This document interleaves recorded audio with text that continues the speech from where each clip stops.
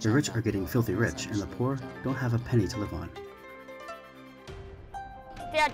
My father pulled me out of school. Now I beg for money outside. Millions of Myanmar children have missed out on education due to the COVID-19 epidemic, the coup, the conflict which followed, and the economic devastation caused by all of these. But some families were already living below the poverty line, and their kids are among the hardest hit. Hello and welcome to Do Athan, a weekly podcast about human rights stories from Myanmar. It's brought to you by Fondation Hirondelle. This episode is produced by a Frontier Myanmar journalist. Names and voices may have been changed to protect contributors.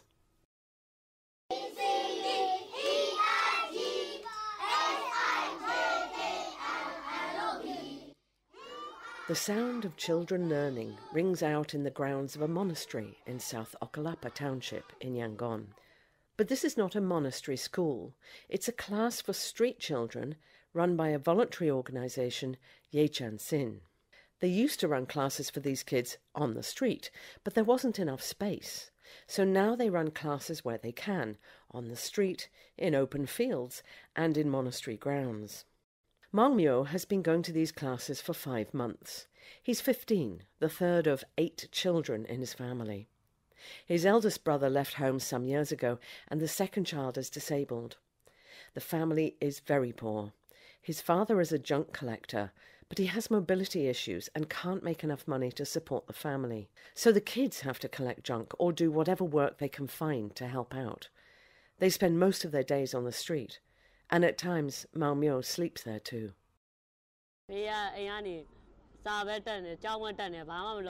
Things aren't great for me. My dad kicked me out of the house because I'm not doing anything else, other than going to school. I want to learn. I don't care if they throw me out of the house because I'm not working. When I quit my job as a masonry worker before, he kicked me out then too. Maung Myo has to join classes with kids much younger than him because he's missed out on years of education. But he's still eager to learn. I used to go to school, but only until grade 3. Yeah, I think grade 3. I had to quit school. Our parents told us it was because of the school, but the teacher said it was them who took us out of the school.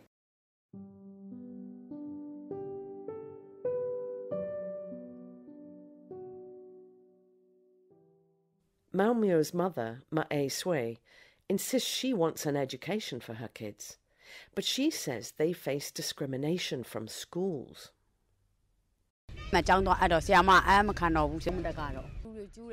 We tried to enroll them in school, but the teacher didn't accept them. After our slum was demolished, we couldn't continue to send them to school. I want my kids to be able to go to school. I am uneducated, so I don't know why they didn't allow us. We often get discriminated against because we parents are uneducated, and so are the children.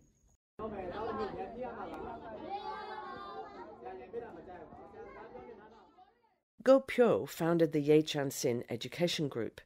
He thinks that the poor in Myanmar are losing out more than ever these days. The class divide is significant in these cities.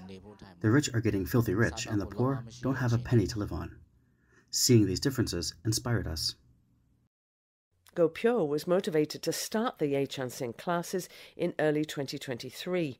Now he and other volunteer teachers offer several hours of classes to street children 4 times a week in various parts of Yangon.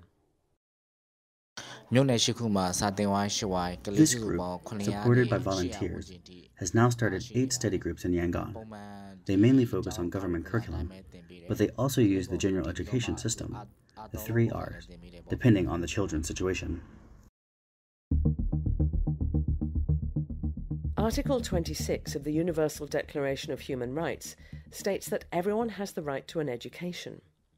The Convention on the Rights of the Child says that children and young people have the right to education no matter who they are. But in Myanmar, children's education access has been badly affected by the 3 Cs: COVID-19, the military coup, and the conflict which has followed. And the collapse of the economy during these years means that poor families like Maung Myo's are worst affected. The World Bank estimated in 2022 that almost 40% of the Myanmar population was living below the poverty line, and this has most likely risen since then.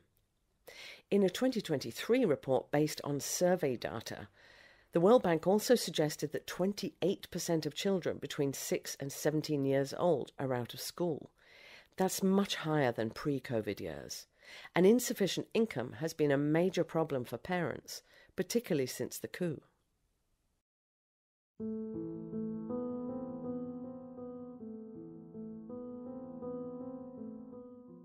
Like Maung Zaw's parents. His father has a trade, but only gets irregular work, so he sent Maung Zaw out to beg on the streets. He's only 12 now, and he's already been doing this for 3 years.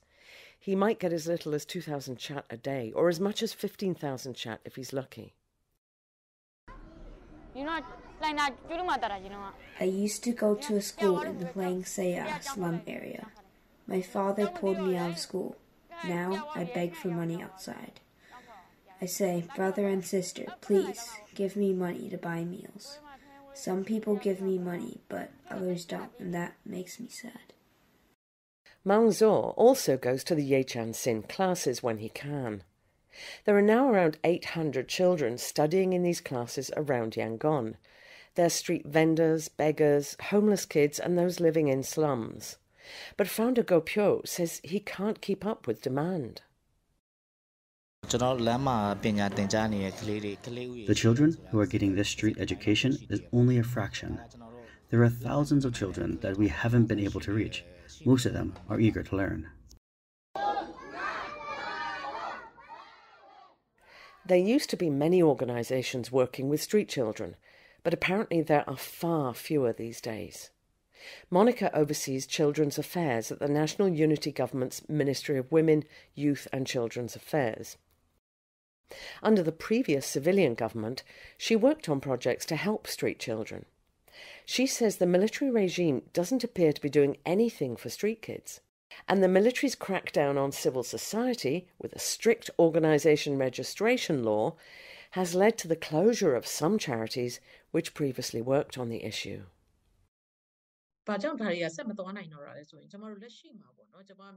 These projects couldn't continue because the Military Council imposed restrictions on organizations, and there's less funding flowing in due to mistrust of the military.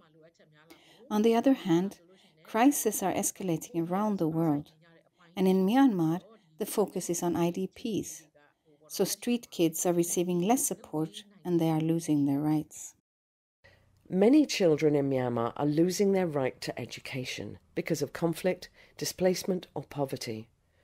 The UN Child Rights Committee estimated in 2022 that 7.8 million Myanmar children were out of school, and many are likely to be working, even though it's officially illegal, even in Myanmar, for children under 14 to work. The International Labour Organization estimates that over 1 million kids in Myanmar are trapped in child labour. ILO Chief Technical Advisor Salim Benaisa says this education loss will have a huge negative impact on the country's future development. Other medium and long-term consequences that a country may face is a lack of skillful young people in the future, and that will impact the country's development process. So you have those long-term and medium long-term, if you want, impacts that are more national-wide. But right now, it's really ensuring that children have access to education, that schools are safe. I think this is really, for now, what is essential for Myanmar.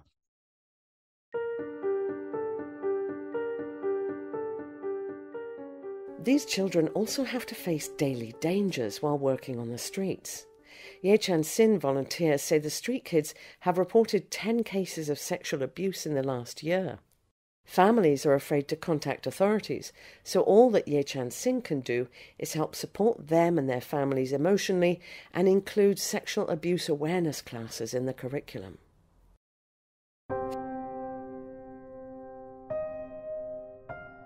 "15-year-old Maung Myo has had to grow up fast in order to deal with the dangers he has to deal with on the street.